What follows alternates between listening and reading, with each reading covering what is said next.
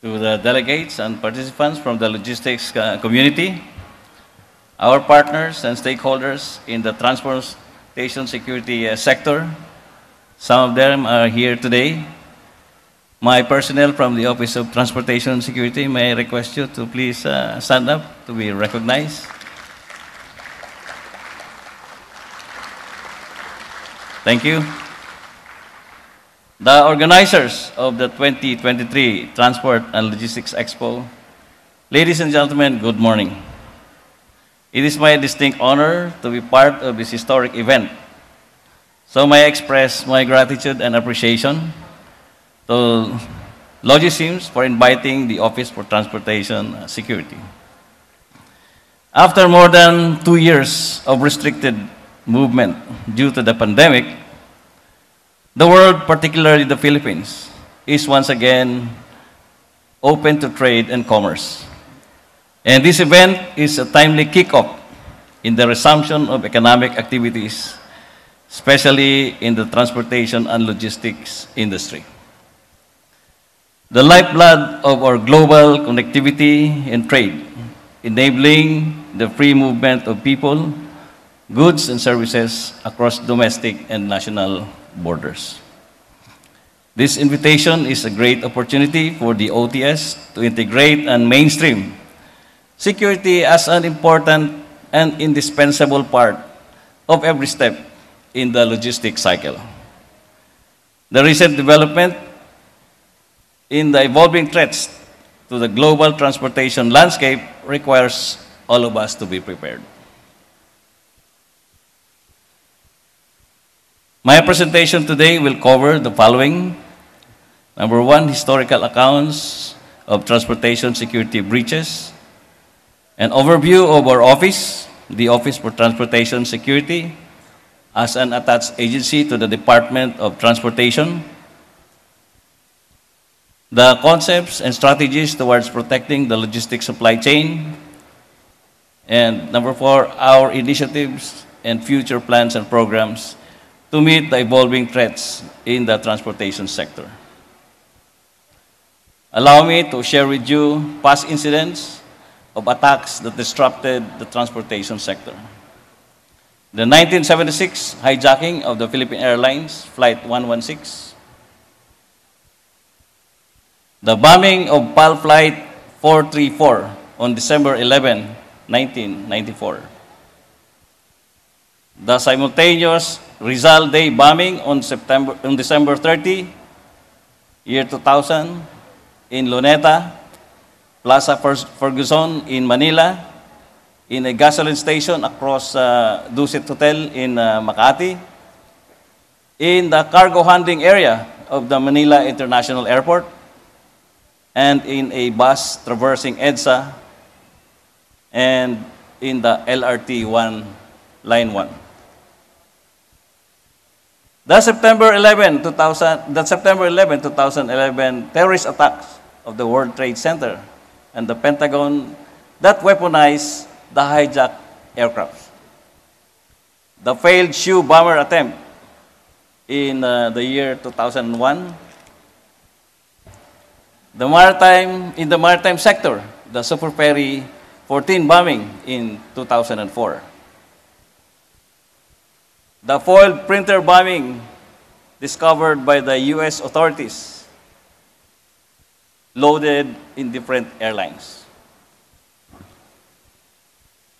The Russian Metrojet Flight 9268 bombing on October 31, 2015.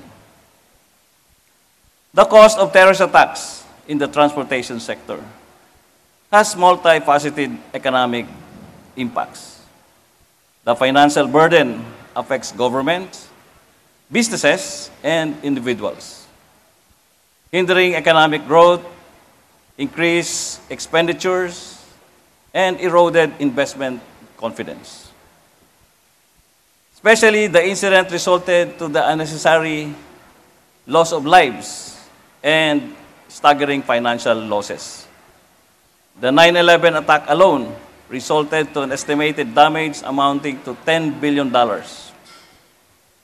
Business operations also increased by billions of dollars each year due to additional cost of putting up security measures to prevent future terrorist attacks.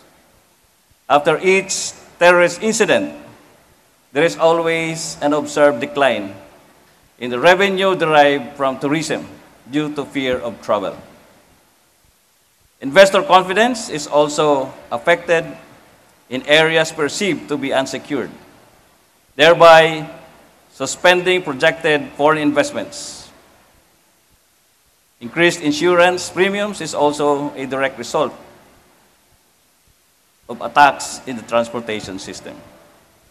It is therefore a must for us in the transportation and logistics community to formulate and apply strategies to address these security issues and concerns.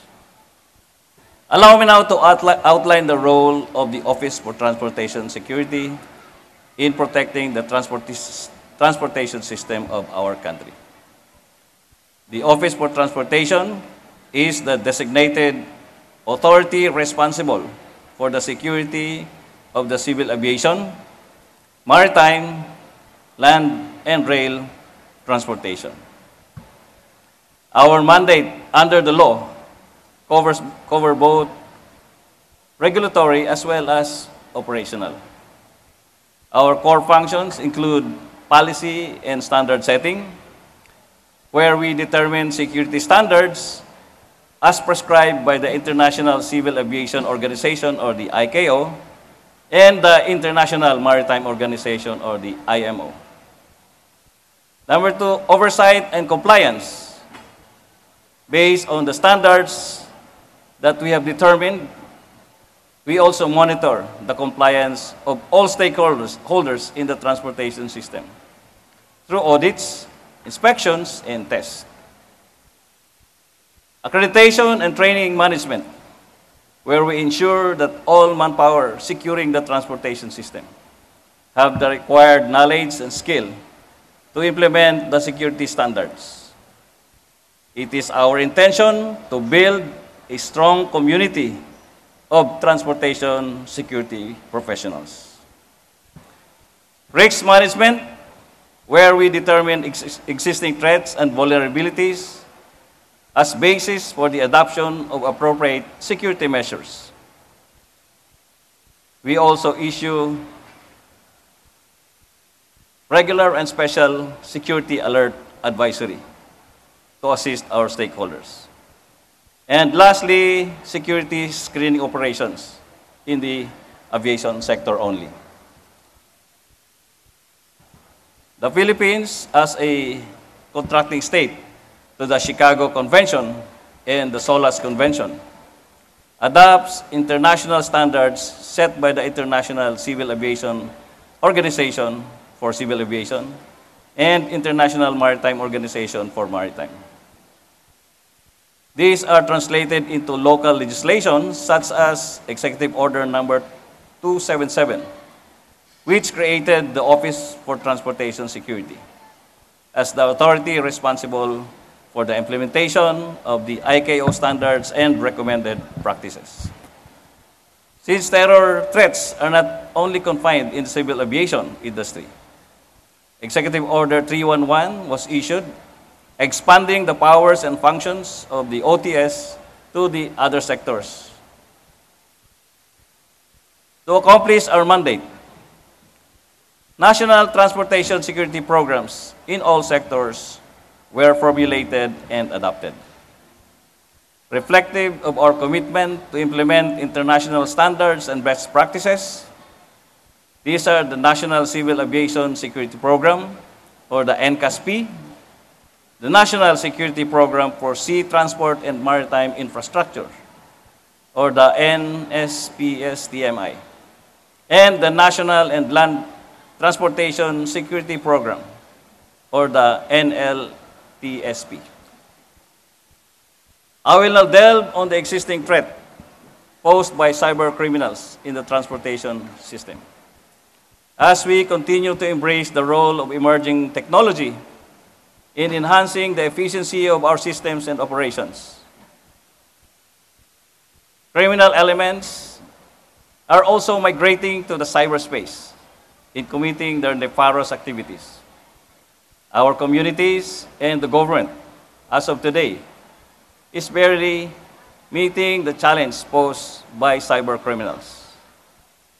While we now understand the importance of maintaining strong cybersecurity measures, most of us are still vulnerable. We are hoping that today's event will further improve our vigilance and awareness on cybersecurity to protect our systems and our IT infrastructure. We also issue supplemental guidelines in the forms of Transportation Security Regulations, or TSA, department orders, which are issued by the Department of Transportation, and memorandum circulars. As to stakeholders' compliance, airports, airlines, ports, ships, buses, bus terminals, tollways, and railway operators are required to submit their respective security plans to be assessed and approved by the Office for Transportation Security to ensure that it embodies the standards and recommended practices. And in the enforcement of our mandate, we also collaborate with other government agencies such as the Civil Aviation Authority of the Philippines, the Civil Aviation Board, the Land Transportation Office, Marina, the Philippine Ports Authority, Philippine Coast Guard, Department of the Interior and Local Government, and others. There should be coherence in our concept of physical security and cyber security. Measures in this critical domain shall be congruent and complementary. As the logistics and supply chain industry becomes increasingly reliant on technology in its operations, it also becomes vulnerable to the threat of cyber attacks. Various incidents of cyber attacks resulted to the loss of millions of dollars involving targeted companies and government institutions. Our government's present capability has prevented and mitigated the effects of several attacks from cyber criminals, but we still need to enhance our policies, systems, and procedure. The Department of Information and Communication Technology, or the DICT, has put up infrastructures, policies, systems, and procedure to protect our communities, and we need to do our part. Opportunities such as optimizing technology and building collaboration with various key players is therefore paramount. Studies show that the Philippines ranked the second among countries that saw the most cyber attacks worldwide. And this is due to the increased use of the digital platform in the Filipino way of life. Here are some of the major cyber attacks against the transportation sector. To meet the challenges, these are some of the recommended countermeasures that we can adopt in our respective areas of operations. The most crucial component of our system is our employees. In fact, they are the most vulnerable component of our system. One careless employee can compromise the entire system. Therefore, cybersecurity training shall be a must to educate our teams on best practices against phishing scams and safe internet usage. This will help minimize the risk of human errors that can lead to security breaches. Implementing multi-factor authentication should also be a priority by adding an extra layer of security. Will greatly reduce the risk of unauthorized access, even if passwords are compromised. We should also prioritize regular software updates, system patching, and maintaining firewalls. Outdated softwares can become vulnerable to attacks, so we need to ensure that we are running the latest versions and regularly applying the security patches. Another area that we need to consider is data encryption. By encrypting sensitive data and information, we add an extra level of protection, making it harder for unauthorized individuals to access or decipher critical information. Network segmentation involves dividing our network infrastructure into smaller, more secure segments. By separating different parts of our logistics system, it limits the potential for lateral movement by hackers if one segment is compromised. It creates barriers that can contain or limit the impact of a security breach. And last but not the least is to establish a robust incident response and recovery plan. We should create a framework to detect, respond, and recover from cyber incident promptly. This ensures that a timely and effective response, minimizing financial losses and operational disruptions. Lastly, one of the most efficient or effective way to move forward in securing the supply chain is through collaboration and partnership. By working closely with fellow logisticians, transportation providers, and regulatory authorities, we can create a cohesive network of trust and accountability. Sharing information, conducting due diligence, and establishing mutual expectation will help build a secure and resilient supply chain ecosystem. As we always say, transportation security is a shared responsibility.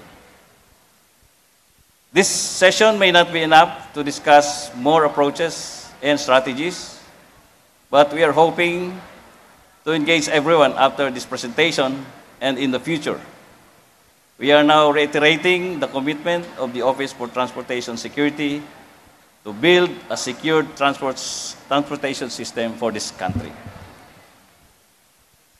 Thank you once again for inviting the Office for Transportation Security and for this opportunity to highlight security as an important pillar of our logistics system. Good morning to everyone, and may God bless us all.